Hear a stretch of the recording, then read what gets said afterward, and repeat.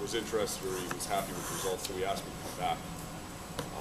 So I guess I should talk mainly the purpose of about the main way that my company was formed. It was formed by a man named John Agulia, who was interested in producing very high quality food. Can't hear me yet? Does everyone hear me? All right. Brandon, if you turn this heater on, it's starting to get just a roar. It's going to pick it up. Is that the understand? It'll start cooling off just because it's big enough. So I would say that the interesting thing about my company is that we aren't interested in improving your yields one bit. We're interested in improving the quality of your soil so that it can maintain higher levels of fertilizer in it, which has a side effect of increasing yield. Our main purpose is actually improving the environment. The benefits that farmers receive are kind of secondary to our goal, which is ensuring the soils are fertile for the next generation. So I guess the way it works, do we have a marker up here? Do you mind if I use this thing? Yeah, here. Do whatever you want there. There's some. So I know a lot of people have been told, you go in, you put your fertilizers down, and the fertilizer makes the plant grow. And that's well understood. There was a chemist named Liebig. Not many people know about him, but he was kind of the father of modern agricultural inputs. And he went and he analyzed the tissues of plants and was able to determine, based on that, exactly how much nutrient was required to grow each crop. So I guess I have a question. How many pounds, an interesting question, how many pounds of nitrogen does it take to produce a bushel of corn? Does anyone know, generally? One? Right. Well, I have a different answer for it. That's accurate as far as what's required to be put in.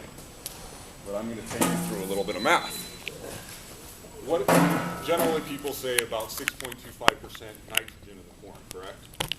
That's a general number in total production. Well, truthfully, if we had 200 bushels, 200 bushels of corn, that equals about 12,000 pounds.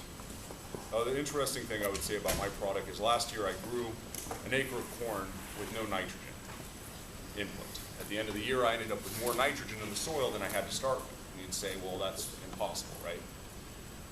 Well, Liebig found out that more significant than at the beginning of the year, he started the whole fertilizer company, but then he realized he was wrong. But by that time, the fertilizer industry had already been created, and everybody was already putting nitrogen, phosphorus, potassium, everything in it. It was already too big for anyone to stop. And with the marketing and everything else that was done, it made it very easy to just continue on because it was incredibly profitable. Now, people are familiar with, again, the fertilizer that we put in, not so much about what the plant releases into the ground. So I'd done some testing and I realized that with the right microbial communities, the plant was actually able to supply all of its own nitrogen, which is probably why we had a planet covered with vegetation and no nitrogen factories. And I guess the way it works would be if you had 200 bushels of corn times 60 pounds, that would equal a total of 12,000 pounds. Is that right? No. That's 12,000. It's 12,000 pounds. 12,000 pounds of corn. Now, if we say there's 12,000 pounds of corn on the acre, then how much of that is actually nitrogen?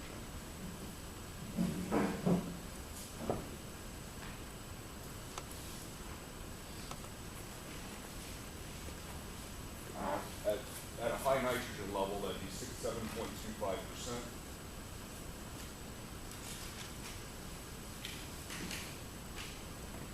And that would be 870 pounds of protein, which is, so this is total plant matter, protein.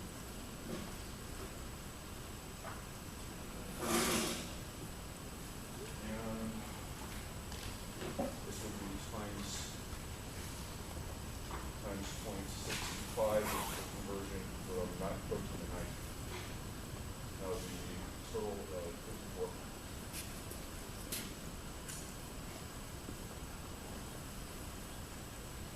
truthfully, we're only removing every time at 200 bushels, we're only actually removing 54 pounds of nitrogen every year. And yet we put 200 pounds in. So the question is, where does all that nitrogen go? Well, what we've been studying, or what we found out, is the more nitrogen that we put into the ground, it's kind of like this. If the government paid you $50,000 a year to not go to work tomorrow, how many people do you think would show up to work? Not very many. When we put a bunch of nitrogen in the ground, what we're doing is we're actually stimulating the activity of nitrogen-degrading bacterium. Nitrogen-degrading bacterium do two things. They degrade nitrogen, they degrade carbon. So the more nitrogen we put in, free nitrogen we put in, the more carbon we burn out of our ground, and the more nitrogen that we burn out, so the quicker the nitrogen leaves. That's why every year, if you look at any test from any university, they'll show you and they'll tell you, every year the more nitrogen we put in, the more nitrogen we need to put in the next year to get the same yield. Because the nitrogen degraders, the more nitrogen we put in, the more nitrogen degraders we end up with in the soil, the less carbon we have in the soil, and the more we need to put in next year. So my question was, how do we get out of this? How do we suppress nitrogen degraders so the nitrogen actually stays in and goes into our plant? And that's primarily what our products and our whole system is designed for, is actually building carbon and carbon nutrient retention. Now, nutrient retention is directly related to carbon content. The way that would work is, if you say start out with calcium phosphate, everybody puts phosphorus in, it's one of the most necessary inputs. We know we need to put phosphorus in to get the roots up to build, for everything to happen. Well, for every pound of calcium, if you have 3 pounds of calcium in your soil, say you have 2,000 pounds and you put in 200 pounds of phosphorus, every single piece of that phosphorus will get eventually turned into a tricalcium phosphate state. And the problem with that is that tricalcium phosphate has a solubility of 0.0001 grams per 100 liters. That's, or 100 milliliters. That's not very much. So we can say that, well, to get 1 gram in, you would need, or say, wish I should convert this to gallons. To convert it to gallons, you would basically need 126 gallons of water for your plant to get 1 pound of tricalcium phosphate. And that's unacceptable. What's even worse is calcium phosphate, which has a solubility of 0.0000013 grams a liter. That means there's no way, if you have calcium phosphate in your soil, or calcium carbonate in your soil, you're ever going to get any calcium into your plant. And calcium is necessary for sugar production and growth. So the question is really, how do plants even grow? That's why we said, when we did the initial test, or Liebig did the initial test, he's like, if we don't put soluble fertilizer in, there's no way the plants are going to grow, right? Well, interestingly, plant growth, when plants grow, they actually also, not only do they grow, when they grow, they release sugar into the ground. And the reason why they do this is to feed bacteria in the soil. And the reason why is because, although you saw the solubility on those two, when they do, what happens is there's a whole biochemical reaction, but basically it's a fermentation process that begins to produce organic acids. And these organic acids change the solubility of all of the fertilizer in the soil. So the first one that will be generally produced is a citrate, or polyhydroxyl carboxylic acids, which you'll see oftentimes on chemicals or chemical products. They'll have it listed, polyhydroxyl carboxylic acid. It's normally a citric acid or a relative thereof. Now, citric acid, interesting, with citric acid, it increases the solubility. Once that sugar is turned into a citrate, every molecule of citric acid will actually take up 3 molecules of calcium, or it takes 2 to pull up 3. And at that point, the solubility goes from of calcium carbonate goes from 0.00013 grams per liter to 0.026. And that's a really big difference. That makes it actually possible for your plant to drink enough water and absorb nutrients. But what's even better than citrate, the secondary reaction, when the citrate breaks down, it will produce a lactate, which goes to 0.13. And there's one more that can be produced. Once a lactate, if it's decomposed, it can turn into a propionic acid. And propionic acid will actually, solubility is actually 54 grams a liter. And that's this is the difference between no bacterium in your soil and active, super active bacterium in your soil, as far as the math of when the sugars are released and the acids produced. So you can get an idea of how much you're missing if you don't have bacterium active and functional. You basically cannot grow, not to any large extent. Now, the reason why, I guess one of the first things that interested our company in this was that we would go out to a virgin soil. Every time we go to a virgin soil, break new ground, and plant a crop, where we get the best yield we'd ever gotten. And we never get that yield again planting on that ground. They're in year after year. We could put the chemicals back in, whatever we wanted into the ground would never produce the same. And I guess the question would be why. I mean, we're putting in the right amount of fertilizer, we're using our pesticides, we're doing everything we're supposed to be doing, so what's missing, what's different? And the answer is bacteria, the bacteria change. In a virgin soil, you'll actually have hundreds of different species of plants living in that ground. And each one of them produces different compounds and feeds different types of bacteria. And what you end up when you look at virgin soil, you'll actually have not just a handful of bacterium, you'll actually have a huge, wide range of bacteria, millions and millions of species and subspecies.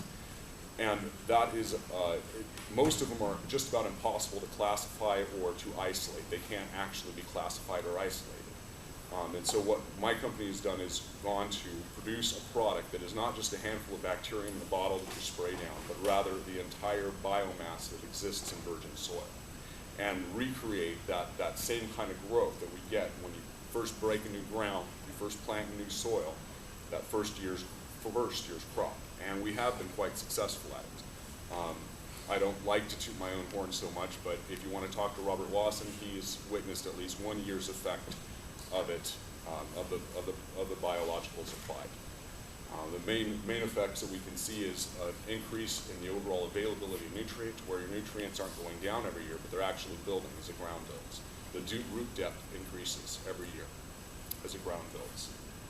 And interestingly, the funny thing about this is when calcium gets to this form, it's actually an insecticide called calcium propanoate, and it's in every one of your breads. It's what we use to keep bread from molding on the shelf.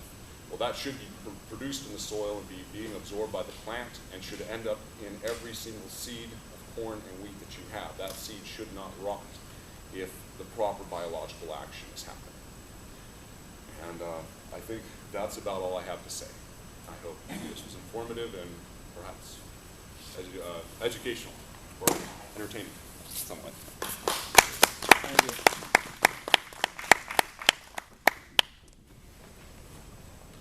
I got a question. Sure.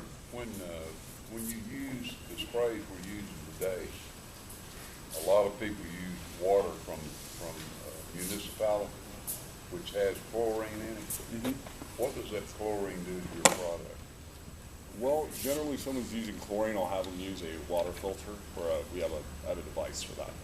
But yeah, chlorine kills stuff, so you wouldn't want to necessarily Good and bad bacteria.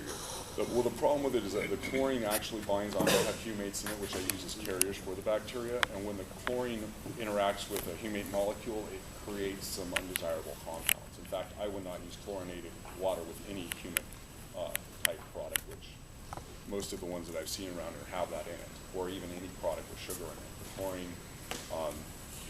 Chlorine has some undesirable effects on organic compounds, and it can randomly produce different drugs effectively. So I wouldn't use it. You can use there's a device called the Rainmaker, which is one way of doing it, where you can run it through, and what it does is it causes all the chlorine to react with the calcium and converts it to a calcium chloride. And that makes it so that the water is no longer dangerous, at least bacterium or damaging or poisonous. Are those systems very expensive? No, not really. But you put tablets in it or something in there? No, it works differently. It works through the systems. The system that makes it work is fairly sophisticated, but it's simple. It's a simple device. You run water through it. It doesn't ever break down. You just run water through it. You can test it on the back end and see the change. It takes the chlorine out and turns it to what, calcium on? No, it reduces the chlorine. So you end up with chloride. Calcium chloride is not toxic. In fact, it's shown, or it's considered to be a pesticide by the EPA because it has been shown to increase tomato yields and shut down fungus and do a bunch of other stuff. So it actually turns it from a poison to something that What's works the for name of this? Huh? What's the name of that device? Rainmaker? Robert Lawson knows about him. Okay. Could set you up. Does anyone else have any questions? No? You're up. I don't think so. I think I got 5 more minutes there. I think Robert wanted to say a few words maybe. All But right. that was great, though. Basically, I've worked with Joseph for the past year or so, and we've had just fantastic results. We've had wheat in Maryland with the 16 ounces per acre. We ended up side-by-side test. We were talking about a 20 bushel yield. Test weight, 2 pounds more. Same fertilization program. We just dropped in and put the 16 ounces of GrowPro. And afterwards, we followed up with soybeans. And the soybeans, you could actually see the root system was a whole lot different. It was deeper. The beans yielded another 10 to 15 bushels to the acre over top of where we just had the fertilization plan without the Joseph's program. And on my farm, we followed up. We did a 50-acre strip with 16 ounces per acre on milo, sorghum, depends on what part of the world you're from, what you call it. But anyway, same fertilization plan. The rest of the sorghum on about 400 acres averaged about 88 bushels to the acre. On Joseph's 50 acres there, we're looking at 120 to 125. And that's the only thing we did different. It was the 16 ounces. I mean, it was an incredible just increase, but just the input. Down to the east, we're having salt problems, like Joseph mentioned. In 5 weeks after soil application, and we ended up following in cotton there. The cotton, the weeds, everything. It was about twice the height. The water was actually penetrating, and I tried to follow up with a soil sample after the crop at the end of the season, but it was too wet. I couldn't obtain a soil sample. It was just mush. So what I'm going to do, I'll be back that way probably in another 20, 30 days, and I'm going to get a soil sample before we start this season coming in. And I mean, we've tried it. I have some photos, not that I can put up, but I have on a camera, digital camera, mums that actually one plant, that not 3 or 4 plants in a group, it was one plant, 8 to 10 feet around it in September and 36 inches tall. And GrowPro again, just put in a sprinkle can, applied it to the soil, that was it. And I mean, it just brings everything alive that what we've done. And we've done haze that increased. In fact, the gentleman, you can look it up, type in for the sorghum this year. The gentleman in Jack Welch and Maryland, he won the state of Maryland with it, and same program. That's exactly what he used. He used the fertilizers, and then he came in with Joseph's as a 16 ounce added to per acre. So it's a lot of good things going on here, and what we're looking at now, price of grains, price of rent, fuels, we've got to trim fat. We have to be able to get in there and get more yields for less money. And it seems like we've actually touched on it. We've got the answer. I mean, it's working. And I farm also. It's not like I'm selling out the back of the pickup or anything like that. So, and I talk a talk, walk a walk. It's used at my farm. It's just like a Nutran or the Instagrow. Everything that I'm talking about or we're talking about here tonight is used at my farm. So, I mean, that's something right there. It's ongoing. It's not we're pulling it out of a textbook. We're thinking like, oh gosh, this sounds good. Let's talk to the crowd. It works, and we know it works. It's been tried many times, and so it's a good track record on that. But let me not hog up the show here. I want to introduce you right now to Todd Reese. He's from Instagrow, 3rd generation, and a lot of knowledge there. Step up here.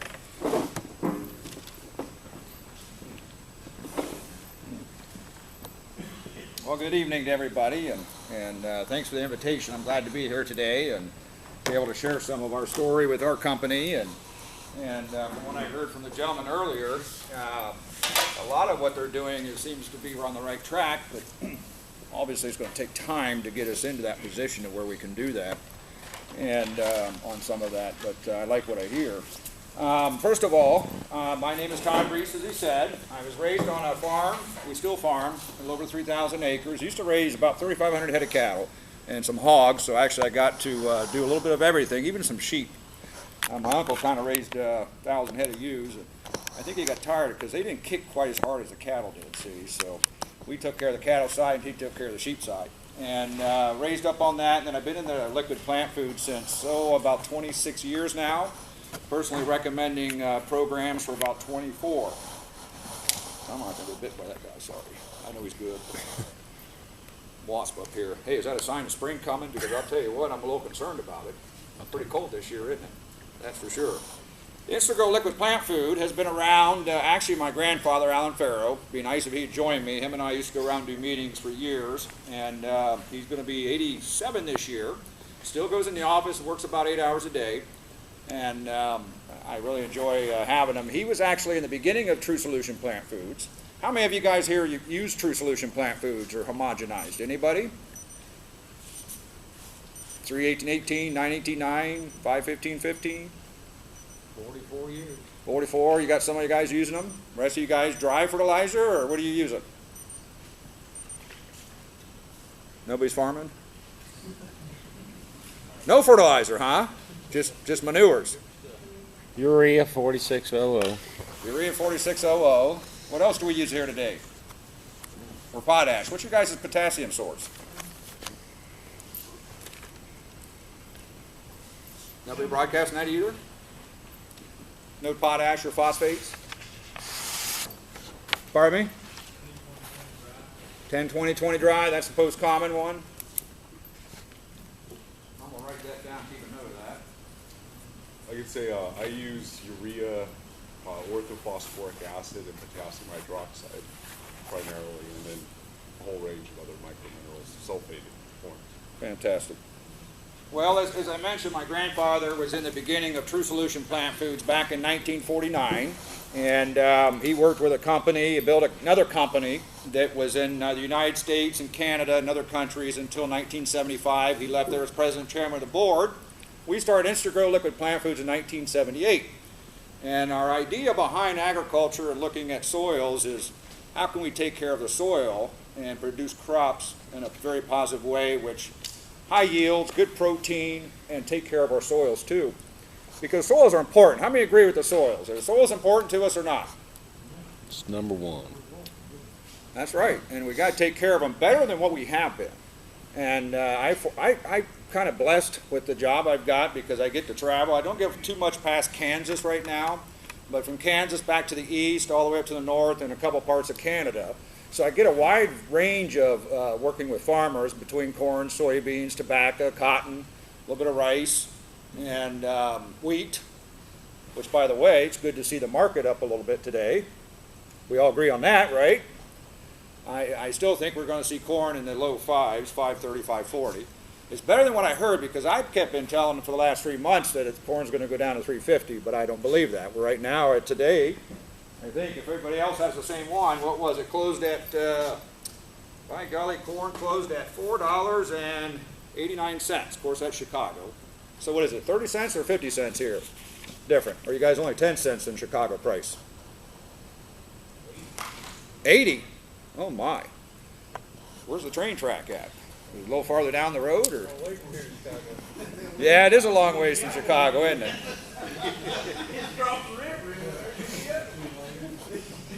Well, hey, we're in the right direction anyways. That's a good thing. And so going back to the company there, and what we try to do is take care of the soils, the organics, the microbial activity, and we don't make any materials like this gentleman that was up here talking, but I can see where they work well with what we're trying to do, and certainly interested in looking at what they're doing and stuff and adding to what we're doing. Because we know that if you take care of the soil and the microbial activity, boy, she really rewards you well. In fact, we have farms right now that have not had any dry plant food fertilizer on it since 1952, and they produce very well. All liquid, and all pure liquid. See, there's so many different types of liquids out there, and so I feel for you guys sometimes when a guy stops by as a salesman and He says, I got a liquid plant food, best in the world, and all that good stuff.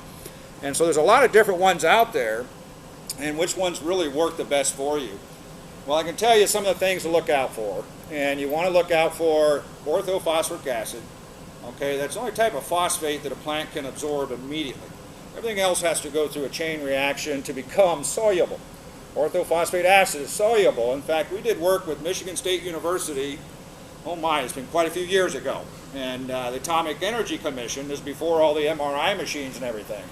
And did you know that we could take our phosphate, put it on a tip of a wheat plant, and translocate that to the root structure within 3 seconds? 3 seconds. Pretty fast, isn't it? From the tip of the plant to the roots in 3 seconds. The exciting thing is to watch it go to the part of the plant that needed it the most and then just recirculate it. And so you take a polyphosphate, 1034O or anything green, it won't absorb into the plant leaf. The only thing it absorbs is the nitrogen. Nitrogen's pretty mass flowing, pretty soluble, hard to tie up. And so it'll green up plants, but the phosphate will roll right off the leaf, down in the soil, and you got to wait for conversion to happen. That's why I get a kick out of this 1034O that's supposedly a starter plant food, but it takes anywhere from 4 to 12 weeks to convert it. Well, if I'm looking for a starter plant food, I guess I'd like to know it goes to work right away. And that's with our phosphate. Ours works immediately. It needs no heat or water. It just needs to be placed in the right place, and it can be absorbed immediately. And so we all know that the importance of, how many of you feel that the first day of a corn plant, the life of a corn plant or a bean plant, is it really important the first couple days? Does it really matter? Or do you guys think it's important? Anybody? Germination is the most essential part of a plant's growth. And it's looking for some phosphate, okay, to get started and moving down. And so it's the first thing it wants. So if you take a starter fertilizer, a green acid, polyphosphate, 1034O, 721.7s, 624.6, they got to convert. You're looking at 3 weeks to 6-7 weeks. Way past the time that you really need it. Now I know they tell you it's got so much available orthophosphate and this and that. It depends what chemist you talk to. Most of them say it's not true. It's a molecule's bigger than an orthophosphate. It's polyphosphate's polyphosphate. Orthophosphate's ortho. Then you really want to get confusing. You can have used orthophosphate acid and still call it the good stuff. Now that's where they take it and they maybe dip engines into them. So you pick up a little few metals here and there. And so for a farmer, it's really hard to decipher what are you actually getting. And it was interesting, there was a test come out of Michigan last year, and I don't have a copy, but if you'd like a copy, I'm sure these guys could get you one. And it looked at 624.6, 918.9, 318.18 from several different companies. And the amount of metals in that was unbelievable. Unbelievable. Just amazing. One of the things about us is we use virgin grade materials, period. We don't use any byproducts. We want to give the soil the natural, the good stuff. So we use orthophosphate acid and potassium hydroxide. Potassium hydroxide, again, can be absorbed in the plant very quickly versus muriate of potash or kalium or sulfate of potassium. Muriate of potash is red, we know, full of iron, and it takes a while for it to break down. Now, they've worked in the past, but there is a better way. And so the other thing we do, fellas, is when we manufacture these products, they go through a heat process.